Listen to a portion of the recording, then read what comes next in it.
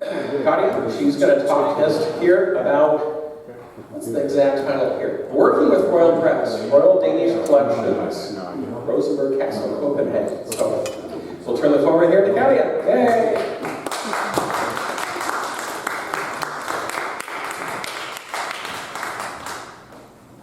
I'm glad to be here. I'll probably have trouble with the microphone, so you help me with it if it's not working. I'm Katia Johansen. I live in Denmark, but I was born in Portland, so I'm part of both worlds. I went to Denmark for my junior year abroad while I was at Antioch College, and I stayed. I thought it was so much more pleasant in Denmark then than I do today. So I've been there ever since 1968. I dropped out of college, American college, and then I got training at the School of Conservation when it opened at the Royal Academy of Fine Arts in Copenhagen in 1973. I trained in textile conservation, and as soon as I was finished with that, I began working at the Rosenborg Castle, the Royal Danish Collections, with the costume collection, the dress collection, which is famous all over the world because it's very strong in 17th century costume. These are the oldest pieces of dress existing that haven't been pulled out of the ground or pulled out of the grave. So they're sort of the way they were hung the last time the person used them. And since they all belong to kings and queens, a great deal of information is known about them.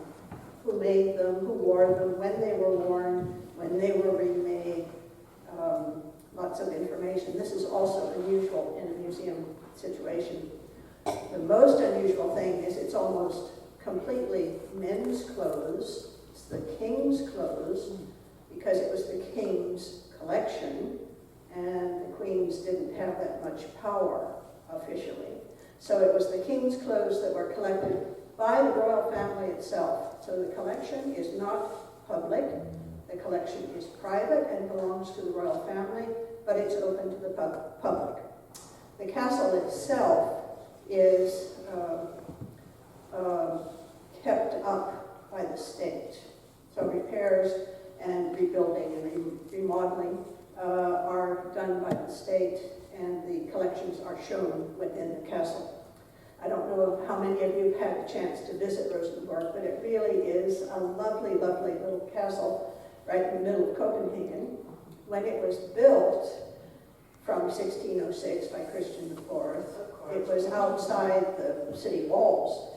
Inside the city, it was really stinky and unpleasant, but he could escape outside the city walls to his favorite little castle, which was considered much more healthy.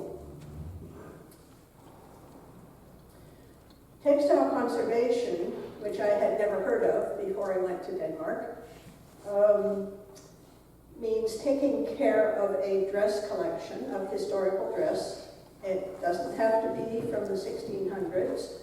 I could suggest some textile conservation about all the stuff that we're wearing today. It has to do with preserving information that's in our clothes. There's a lot of information. The exciting thing here is that these objects are made of beautiful, beautiful materials, beautiful embroidery, tailoring, cut, repairs, everything is just spectacular. If it looks like gold, it's gold. No problems with that whatsoever. So I have, in my studies, learned, of course, methods of conservation for textiles, documentation, meaning describe what is the condition of this object right now and what that might be caused by. Exhibition is often a big part of a conservator's job because this part of a collection, which includes all kinds of objects, is extremely popular. So in the 36 years I worked there, I'd often get a request from the director that our finances aren't so hot, can't you make a costume exhibition, and then all the gray-haired ladies would come, and the collections would make a fancy profit, which then went to IT, not to textile conservation. I was also able to do a lot of research into textile techniques and dressmaking, the history of, which I find very fascinating. I have written extensively about what I found because I had my nose right down in these objects every day, and obviously no one else can do that. So I felt the responsibility to share what I found out. Some of it's very technical, some of it's not, but in any case, to publicize the collection, which hadn't been done before. And now there's a whopper of a book called 10 King's Clothes, which illustrates all these objects. I also answered questions from the public, especially when we had exhibitions, and I had surprisingly a lot of international contact. I didn't know that going into conservation, but because I joined a group of costume historians internationally, I was able to every year join a conference somewhere in the world and talk to colleagues about their collections anywhere. Museum work is very exciting and kind because museum people don't compete, except for art museums. They compete because they buy things. But collections like this of cultural history, you have what's in the collection and you can compare it to others, but you're not in competition with them. So it's a very friendly, giving atmosphere, which I really enjoy. I'm going to go through a number of kings who are represented in the Royal Collections. I'm not going to give you a quiz afterwards, but you'll probably recognize some of the names. Of course, the collection starts with Christian IV. There are very few of his clothes remaining because he was very poor when he died, and his parts of his wardrobe were given to people at court and to pay off debts. Next. Of course you have heard, I really hope you've heard of this situation. The painting itself shows Christian IV at the Battle of Copenhagen Heath. The painting itself is from the mid-1800s, which I don't really like because it's not contemporary, but there was not a contemporary painting of it. But it shows this very famous incident on July 1st, 1644, at about 11 in the morning, when Denmark was fighting the Swedes again at sea, and a Swedish cannonball hit a cannon on the Danish king's ship, and it all exploded, and there was smoke and damage and death and agony, and many people were injured. Among them, the king fell flat. And then everything stopped, because if the king's down, it's checkmate. Sweden would have won. I should be speaking Swedish now. But I'm not, because the aged king, 67, which was pretty old, got up and staunched his wounds with his handkerchief and said, "Fight on for fatherland and king," and they did, and nobody won. They all went home at around 5 and started again the next day, and nothing really came of it, just kept fighting. But it was considered so remarkable that the king had survived this very dangerous incident.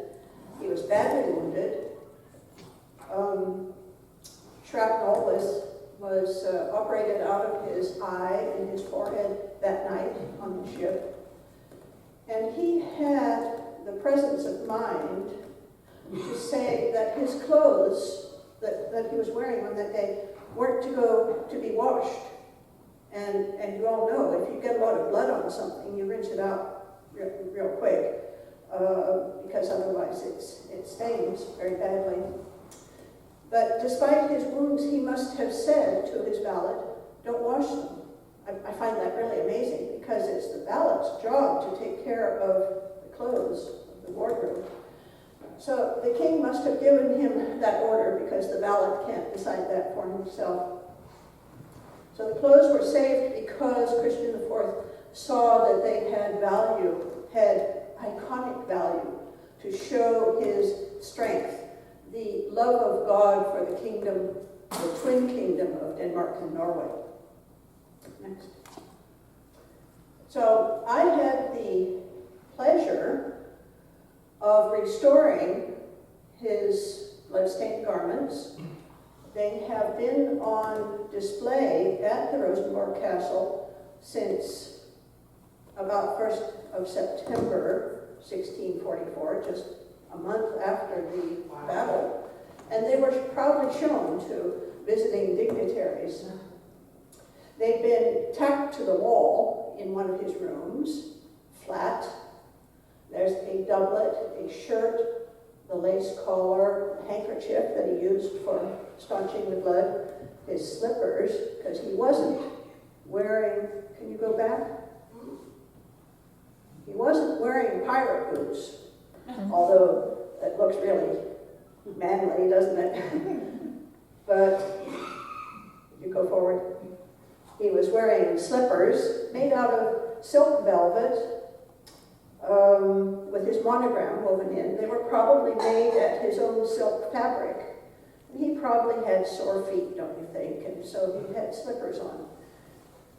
Maybe he had gout. He did have some problems, we know that, later on, with his feet. And of course, the pillowcase under his head when he was being operated on at night.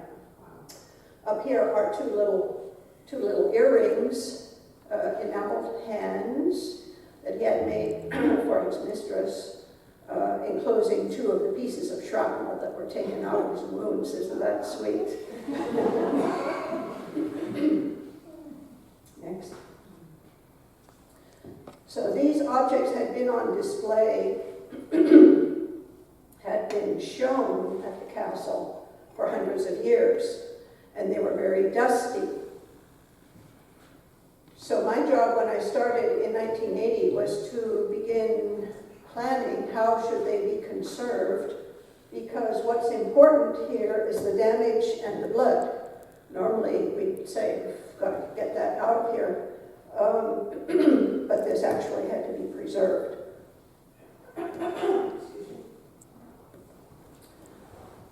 So I worked out a project. I worked with the forensic department at the university hospital to analyze blood stains, and started work on it in 1984. And some analysis was made of the blood stains, but at that time they needed a piece, a centimeter by a centimeter, to make any kind of analysis, and that was too much. We couldn't take that out of the existing material, so they only got a little thread, out of which they could only say they could confirm that this was human blood and nothing else. And actually, it did spark a debate at the museum. Do we really want to know? What if it's not Christian IV's blood? So it's Christian IV's blood.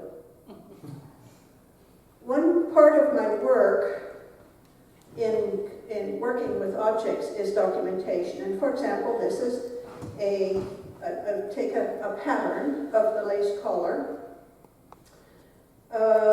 Partly it's a good way to examine things very carefully, but it also means I can make a copy, and I have done so.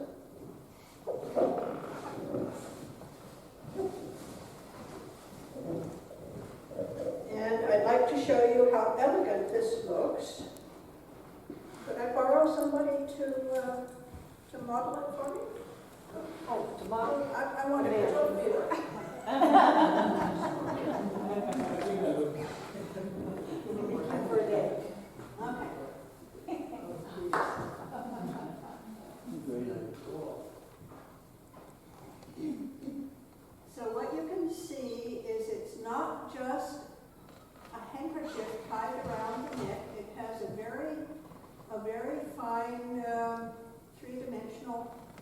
construction, and I think, let's see, yes, you see exactly from the side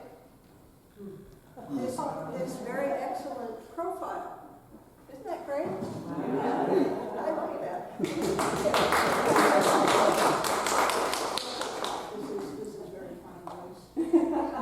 Now what we have for everyone is a copy of the pattern so that you can go home and make one.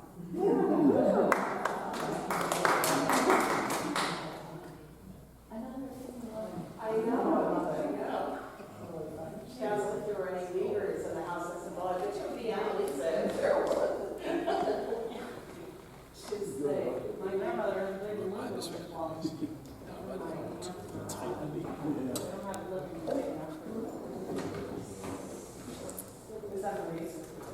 The pattern looks like this, shows the measurements of half of the collar, shows where the blood stains are too, if you want that. And if you want to make it, then you need to enlarge it to about this size. And then you get some 17th century lace, like I did, and make your own. Hey, Halloween idea. Let's go. You know what's Christian before. The patterns are here. It would please me no end if they got made in floral fabrics. You also have to cut yourself to get the blood out. Oh, you might be able to borrow some somewhere. Yes. In any case, this kind of documentation means that we can see exactly what this looks like, and it becomes more evident when we look at portraits. What's he wearing? How did he put it on? How is it taken care of? Just focusing on something like this means I had to research laundry, starching, weaving linen, making linen lace. Who took care of it? He's way out of date with this. He's about 30 years too late. But this is something we know about people. As we age, we tend to dress more conservatively, and particularly men, I'm sorry to say, sort of tend to be back in the day, according to the way they dress. So we can't date a portrait of the king wearing this kind of collar because it's out of date. So you have to know a lot of things before you start working on this, but every step you take brings in more information that I find quite fascinating. Next. This is what a piece of actual conservation might look like. Say the fringe on this pistol holder from 1634, from the Christian IV's son's wedding. The gold fringe is all messy and it needs to be straightened. And that's done very simply by dampening it and putting some acid-free paper over it and holding it until it's dry. Things don't get washed unless they have lasagna on them. Washing is an irreversible process. You destroy more than you gain. So if you want to be a textile conservator, you must not be a good housewife. Next.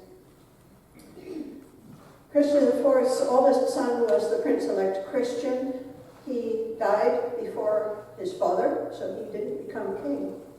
So that's why the book is called 10 Kings' Clothes. It's actually 10 kings and a prince, but that sounded suspiciously like something else, so it's just 10 Kings' Clothes. But a number of his garments are also preserved, and they are exceedingly impressive. From a period, this very specific period, about 10 years, when this barrel-shaped silhouette was popular. I sort of hope it comes back. Next. Prince Christian's younger brother was Frederick, and he became king by default after his older brother died. And there's a large range of dress from Frederick III. He was very fashion conscious, and he was married to a much younger princess who wanted parties and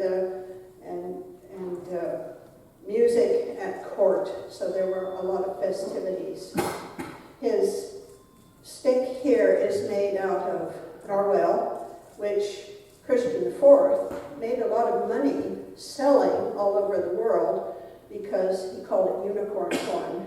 And as king over Greenland, Iceland, the northern waters, he had access to it and could convince people that it indeed came from unicorns, which protects you from being poisoned. So it's a good thing to have around. Thanks. This is an example from an exhibition with objects relating to Christian IV. A very famous portrait of him, as you see, the same collar. A portrait of one of his children,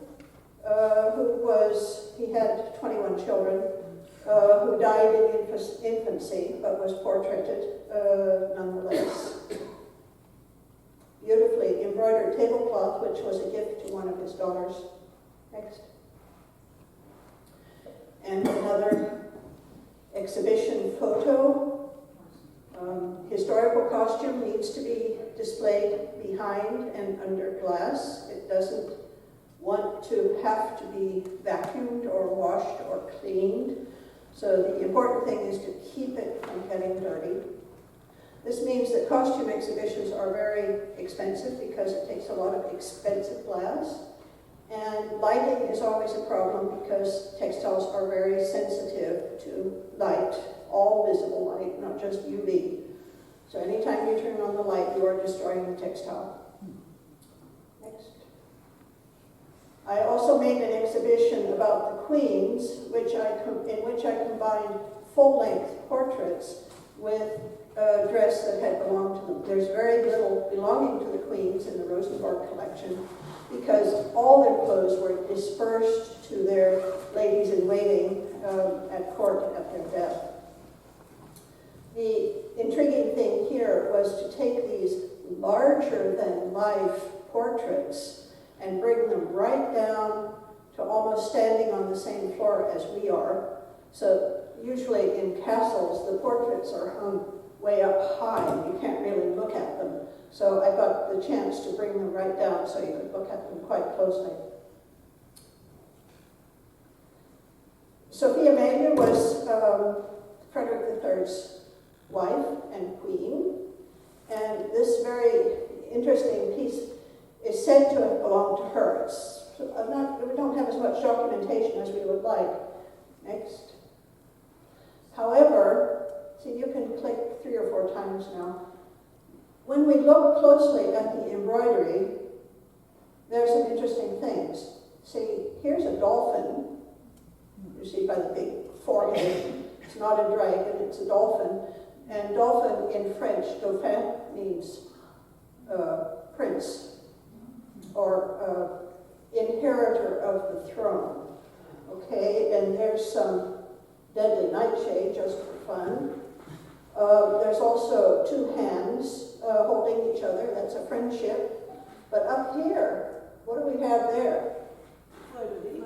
3 ostrich feathers, which is the symbol for the Prince of Wales. So, Prince of Wales. This is, we would date it to about 1630. If it belonged to Sophia Amalia, who's the Prince of Wales? Well, there isn't one. The embroidery itself dates to around 1600. It's obviously been remade from something else. So we go back to about 1600. We have Elizabeth I, who is also the Prince of Wales because she doesn't have a son. So this may be the only existing piece of embroidery from a garment which could have been sent from Elizabeth I to Christian IV, which he gave to his daughter-in-law. Wow. Really exciting. Next. These are wax figures of Sophia Amalia and Frederick III. Hers was made from a life cast That is, the wax mask was made while she was alive. Frederick III's is made from a death mask and seems a little bit different, but this one we know was made before she died. This was very popular to have a gallery of wax figures of kings and queens and gods and goddesses. And Frederick III indeed had such a gallery with these two figures in it. The interesting thing is that it's a dress that must have belonged to her because it's about 6 sizes too big for the figure. The lace is real. The jewels are paste, which is even more fun in a royal collection than the real stuff. I worked on the conservation of the wax figures, and this is what the figure looks like underneath.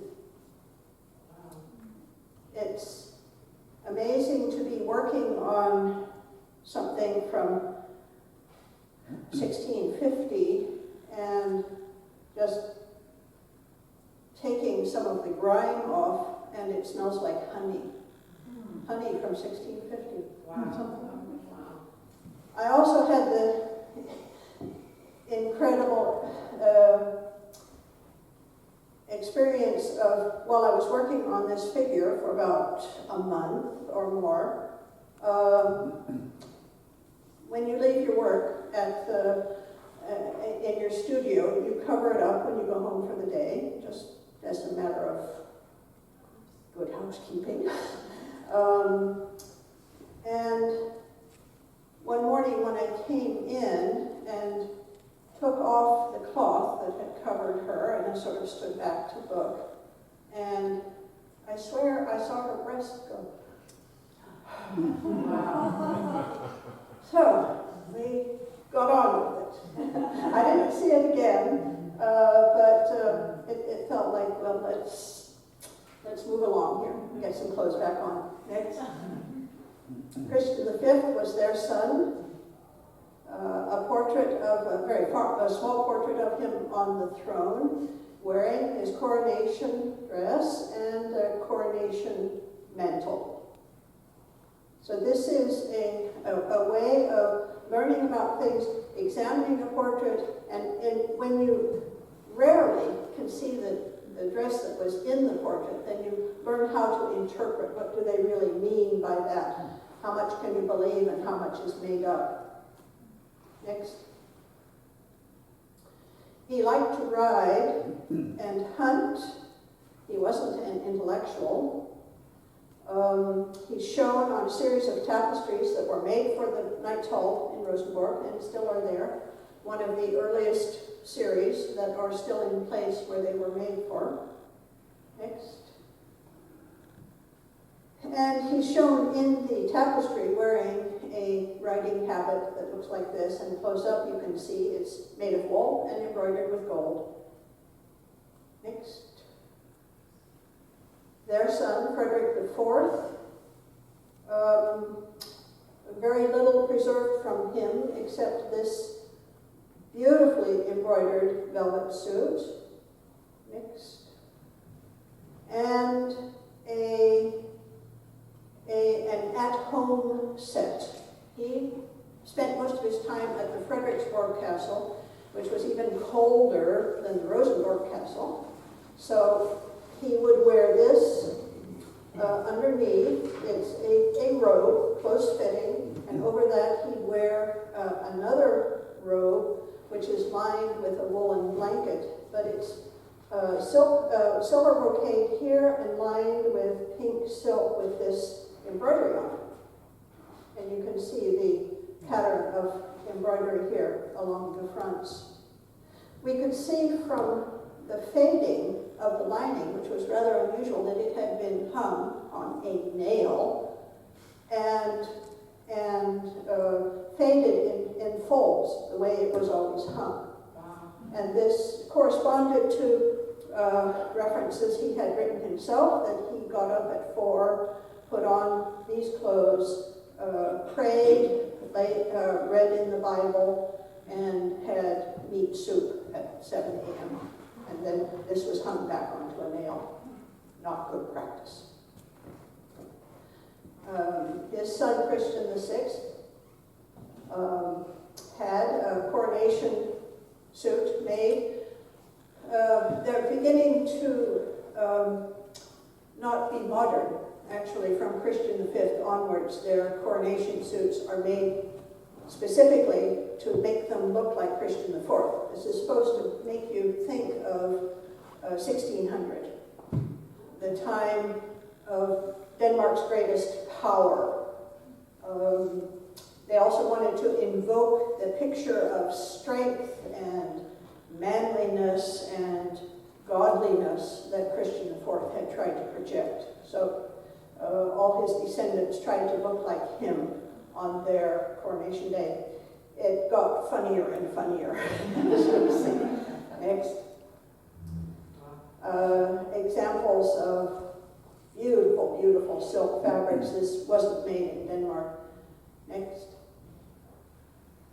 And not only do you have a silk brocade with many different kinds of silver thread, but then you embroider all over with gold thread. That's how you do it. Next. An unusual object in the collection also is this small person. It's a wax figure of a girl about this tall. She was brought to court by Queen Marie, second wife and queen of Frederick V. We didn't know, nobody knew, that something like this was happening as late as the mid-1700s. We thought Denmark was past that. She grew up in Jutland, was brought to court at about 10 or 11 years old, which of course was a great honor for her to be brought to court. She dressed very well, according to this dress that is left, that was dressed on the figure. We know it is her clothes because there's a complete set with underclothes. See, we didn't even know that women had underpants at the time. And there are some here. And some of the clothes are mended, so we know they weren't made just for the figure. They belonged to her. That was also the easiest thing to do. But what she's wearing is very much like the English gown, it's called, that Juliane Marie is wearing in the very famous portrait by Vicky Eriksen. So, and what we know about that gown, which isn't preserved, is interesting because looking at this, you might think that this is the outside garment has short sleeves, or rather, yeah. Actually, there's a long-armed garment in underneath and short sleeves on top of that. And that only happens very few times in history. It happened in the late 60s, and I don't think it's happened since. It probably will come again, but when I went through it, I didn't think it looked very nice. But in any case, this garment then had a short-sleeved garment on top of it, a robe which has a hood, and then this robe with the... you can see the conservation that I did here. All this was missing. Next. This is what the figure looked like when I found it in the collection.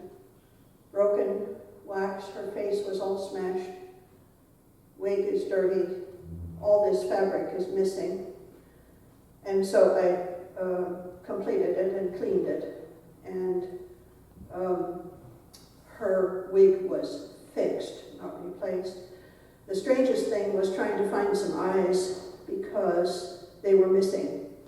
They probably just fell down inside the face at some time. And glass eyes were very, very expensive, but the Germans were experts at making them. My husband's a conservator, a taxidermist, so he uses glass eyes all the time. So I asked him if he couldn't find me some glass eyes for this figure, and it should be about that size. And I was thinking blue. He didn't have any, so he brought me some, and I went in and tried them on the wax face, and it looked horrible. It turns out they were chimpanzee eyes, and it looked so scary. I had no idea there was that much difference. There's big difference. So I went out and got some proper eyes. Next. This is another example of what my work entailed. Say, looking at the stays, the bodice that the little figure wore. I saw it was decorated with these little bands. They're about, what's that, 1/4 of an inch wide, silk, a very tidy little pattern. And then I could figure out, well, how would that have been made? She might have woven them herself because it's very simple. So that's the kind of documentation that I found very fascinating with this work as well. Another exhibition celebrated that we could borrow this fancy dress from Stockholm. It's actually a Danish princess who married a Swedish crown prince. This is her brother, Christian VII. Her name is Sophie Magdalene, not to be confused with Queen Sophie Magdalene. They often have the same names. But a dress like that doesn't exist in Royal Collections. Next. It looks like this. Next. I got a chance to study it a little bit and sort of wondered about that single little tassel there. It sort of looks like what you pull on the bus to say we want to stop. I'm not quite sure what it was. Researching this, I was lucky to find the bill for it in the Royal Archives. And the Swedes had all said this was so fine it came from Paris. This is so fine it came from Copenhagen. Next. And so I could, among other things, ask someone to make a copy of the underskirt which carries this gown, and everybody wants to know what's it like to sit down, to go through a door, and it was very entertaining to have somebody actually put one on and see what it was like, and boy, you could get some real movement going. Next. We'll jump a little bit here to Frederick VI, who became regent when his father was obviously mentally ill and not capable. Frederick VI almost always only wore uniforms. Next. And his son, Christian VIII, was intellectual and an art lover and a music lover. And his red velvet suit is also preserved, but has been very badly damaged by having been displayed in even weak light in the castle since 1848 when he died. The Rosenborg Castle only got electric light in the mid-1980s, which has preserved a lot of things as well. Next. His son, Frederick VII, was also so enthusiastic about uniforms. Remember what's going on in Europe this time. War, war, war. So real men wore uniforms. And if they didn't have enough, they invented them, which Frederick VII also did. Next.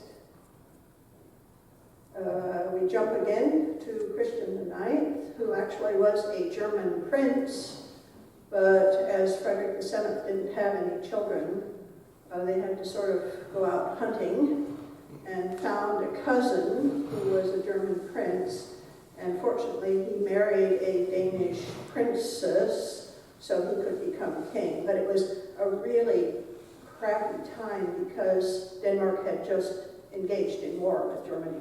So it was a very difficult time for him. Next. They were very, Christian IX and Louise were very quiet, humble people, and so they didn't like a lot of royal activity.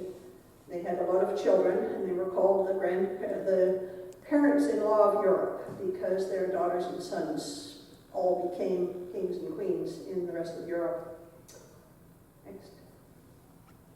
I also enjoyed working with Queen Ingrid's wardrobe. She was so stylish. What a looker. She led in fashion by having her clothes made, among others, by Danish designers, and this was noted and became the thing to do. She, of course, brought up her daughters and taught them Queen Margaret, and it's quite clear that most of the stability and the thoughtfulness and the smartness of the Danish royal family comes from her. She was very smart, even long before things like paparazzi and scandals and things like that were occurring in royal families. She knew how to handle these kinds of things, and that has stood her daughter in good stead. Next. I enjoyed the opportunity also to exhibit and work with some of the Queen's wardrobe, and that resulted in her suggesting at one point that I might be the one to write about her costume, about her wardrobe. And I thought that was really nifty, because what I really know about is 17th century men's costume. But she wanted someone to write something that was not just from the gossip magazines. Of course, there are lots of pictures, always of the Queen and what the Queen was wearing. But I think she appreciated that I could compare to historical situations, and that I was interested in materials and techniques, which she also is. She just knows so much about what she's doing, what she's choosing. She's always very well considered about how she stages herself. And among other things, I enjoyed asking her about this dress, and I chose it to have in the book as well, because every time there was a picture of her in it, she was happy. And I think we all have something like that, and I wanted her to tell me about that, and so she did.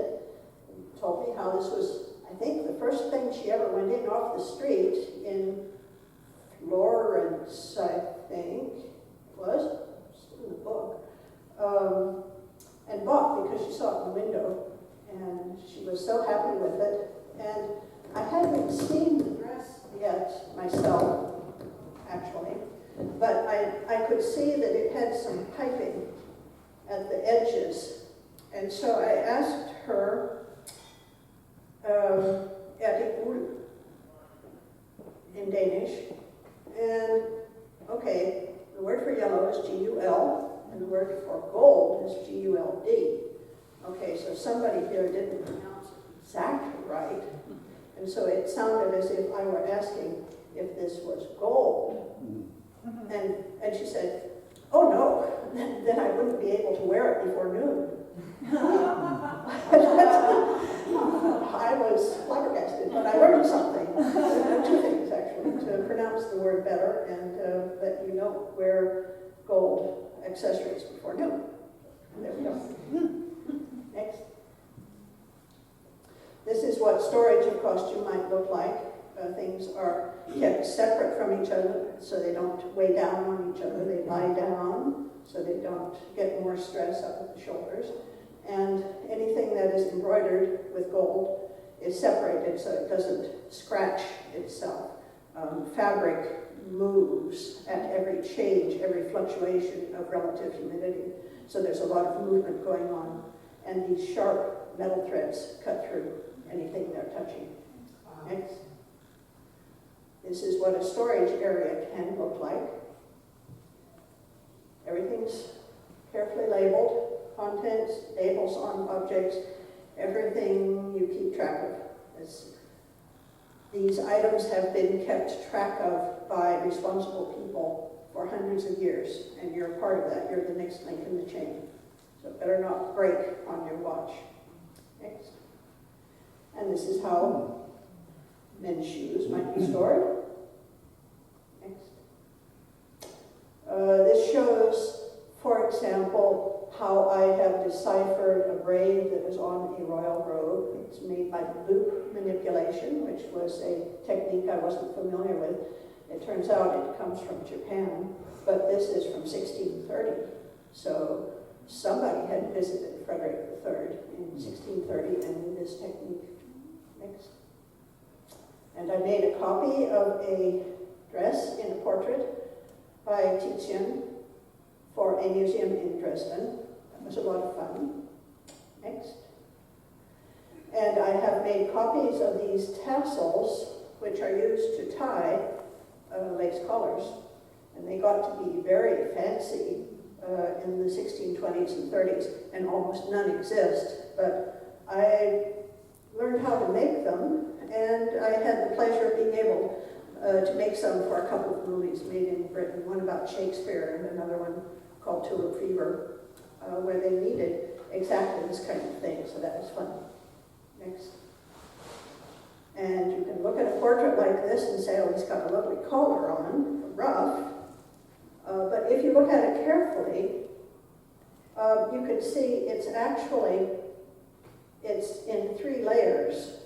So the painter isn't just making flounces. He knows exactly what he's looking at because he knows the people who are looking at the portrait also know exactly how it's made. So sometimes you can trust the information in the painting. It might be unintentional information, but it's there. Next. There was a jubileum for the Royal Lifeguards that guard the Queen, and I also made an exhibition with modern material. Uniforms coming home from Afghanistan, which I asked in advance that they not be cleaned, and that was difficult to attain, but it was agreed upon. Next. And this was a painting showing the Danish King Christian IX and accepting the request from these emissaries from Norway that his grandson would become the next King of Norway in 1906. And the Queen thought it would be wonderful if we recreated this as a gift for the Norwegian King and Queen around this celebration. So she asked me to do that, and that's quite something. So I went ahead and tried. Next.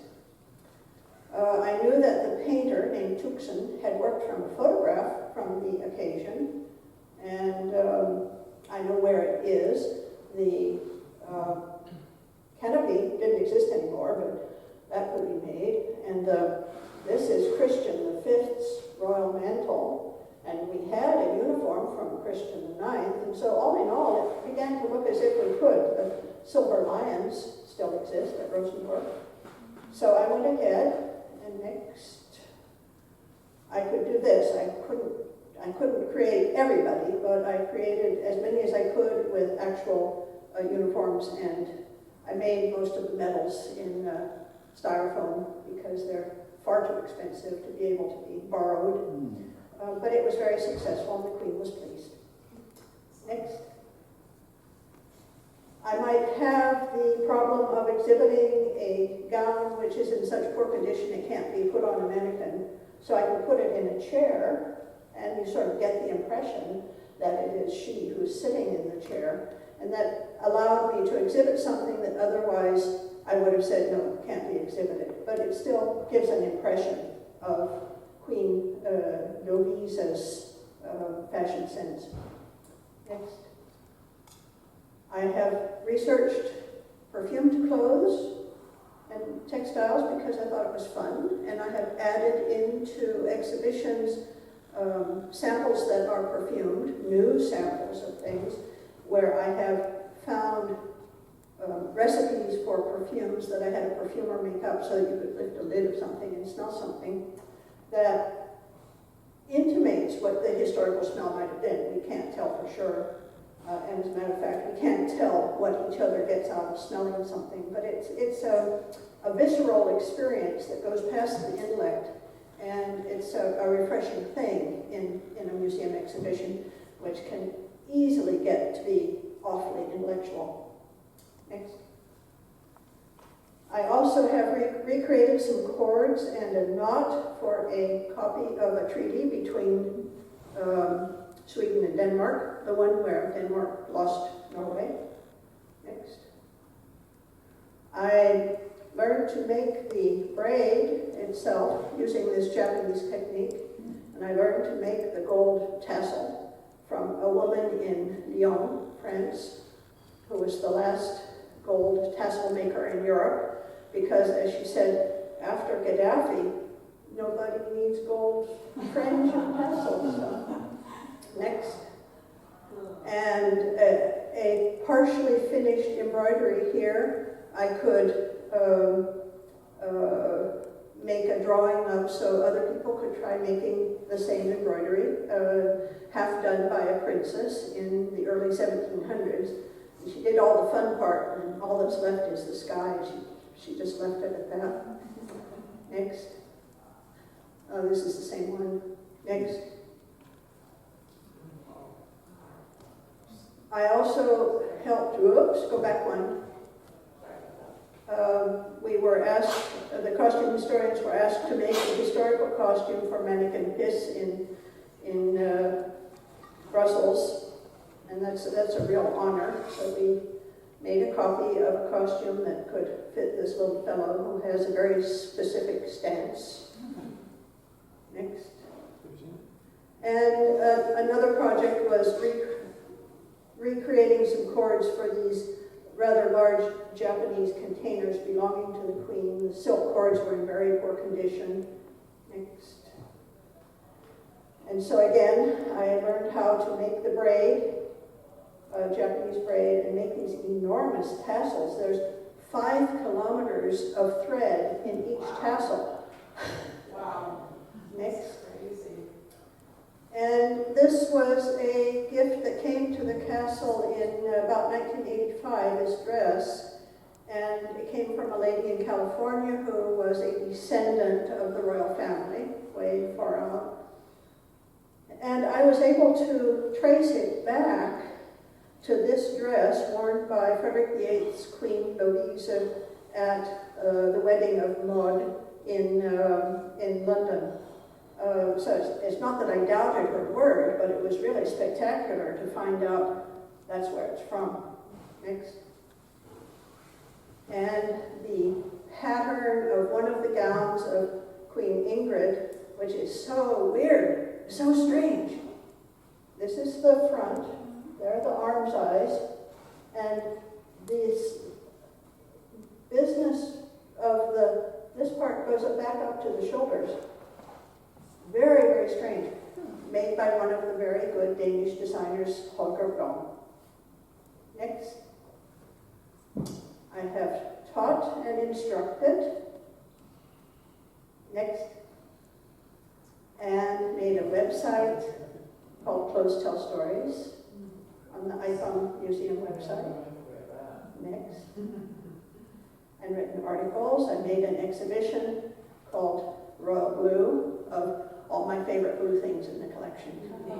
It was fun. Next. And written this book about the Queen's gowns. There are 2 of them over there that I'd really like not to have to take back to Denmark. If somebody would like to buy them, that would be wonderful. Next.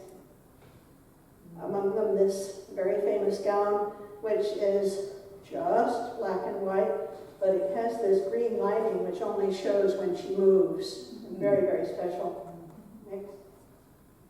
And photographing museum objects is a special discipline. Next. This is what the pattern of that dress looks like, and it's much more sophisticated than you would have thought. I was thrilled by that. Next. And this is the book in English and Danish, and there is also one of these guys for sale here. This is the first time the collection has been published, and I'm really proud of it, and I'm proud to give back to everybody pretty much everything I've learned about and loved about working with the costume for 36 years. That's it. Thank you.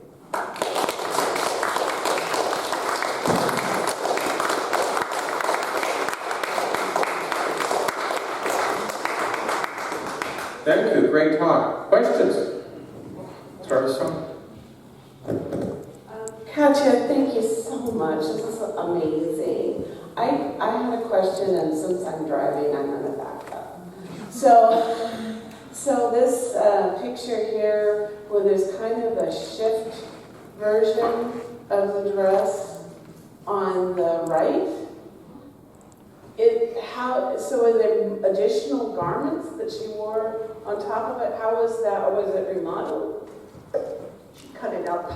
Oh, wow. Oh, that's Yeah, a dress with a cork train has about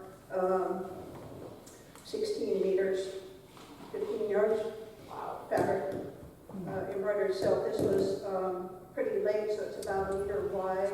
Each waist is only about half a meter wide. Oh, wow. But there was just wads of fabric in this, so she had it made into the loveliest 1960s. Beautiful. Yes, Yes, it beautiful. was very It's a little nice. shift dress Yes. or whatever, but I was like, wait a minute, I know that. Yes. I have a question. So we looked at the tapestries at, We looked at the tapestries at Colmore, and they have gold in them, and they have silver, and I noticed when we were there that the silver was looking really dark, and the gold was still bright, of course. How do you restore that? You don't. okay. Silver will always tarnish, unless it's a very special blend with some other metals in it. There are some things that have not tarnished, and it can be that sometimes silver of a certain quality, very close to wool, keeps it shiny. But any silver that's exposed to the air, and there's air all over the place, will tarnish. So you can untarnish it as you do your silverware, but lo and behold, in 2 weeks it will have tarnished again. So every time you polish it, you're taking off another layer of silver. The silver threads have the tiniest layer of silver, so you would never touch them. All you do is remove the silver. The gold threads, on the other hand, are a tiny layer of gold on silver, because the whole thread, it would be too expensive to make it out of gold. So the silver thread usually has been electrolyted with gold, or the gold has been hammered on, and then the thread is stretched, and the gold stretches with it all the way until you just have these little molecules of gold hanging on, touching hands like this, stretched as far as you can. But then there are holes between the gold molecules, letting the silver be open to the air. So then the silver tarnishes, and the tarnish spreads out over the gold. So you can have gold that actually has tarnish on it. Interesting. Wow. And it's a hell of a problem. So we prefer straight gold, because it doesn't tarnish. I have one more little question. That dress that was on that small model. Dresden? Yeah, it was kind of a coral fabric. It was on a small person. The small person, yes? So there's the picture that was when it wasn't restored, and then you see it restored, and the material was silk or whatever, it's almost peach or pink. Right, and green, yeah. How did you achieve that? It's magic. There it is.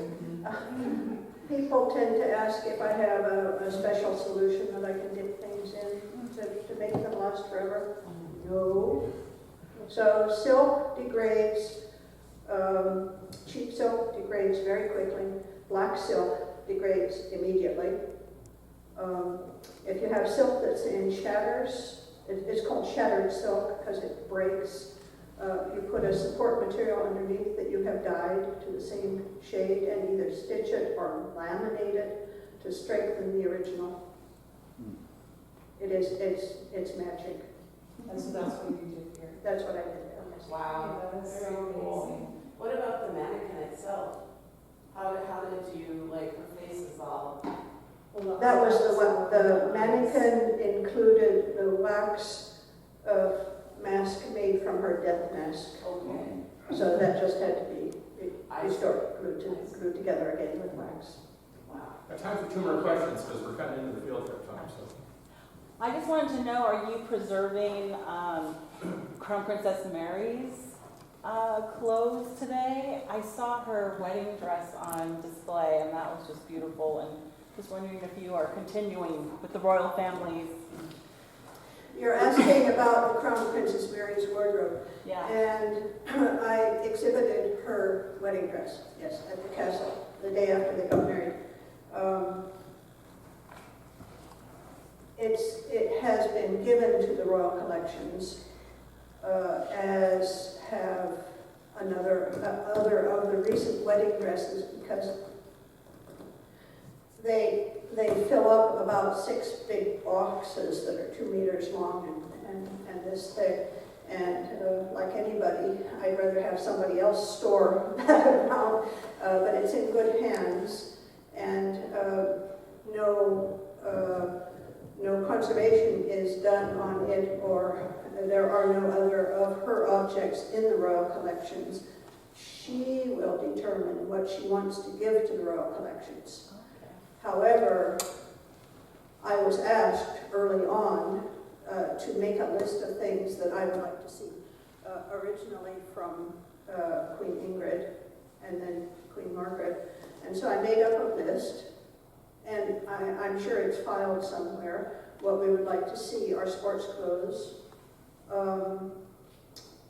not underwear, because that is not suitable. It's not our business.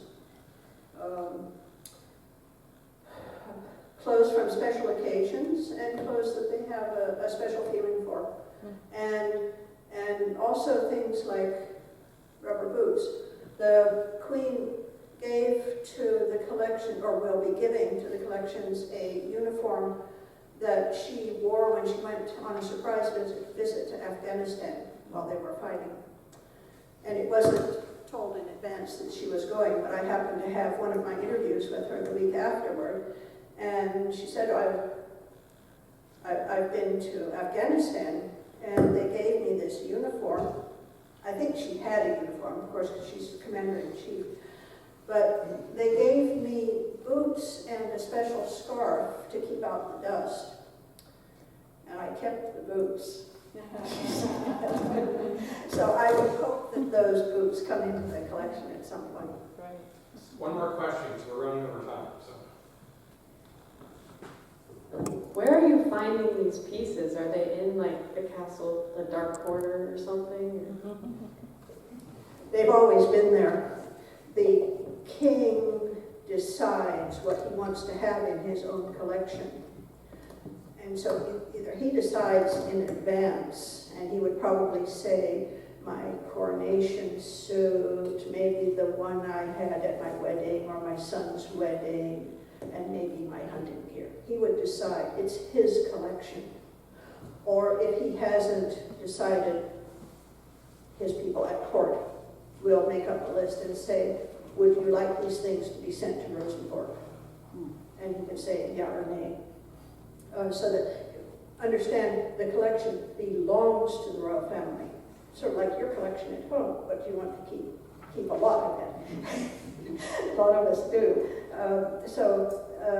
Throughout his lifetime, he will be aware of, is this something that should be kept forever? And some of them don't care, some of them do care. So it's the collection they've created themselves. Thank you again, everyone.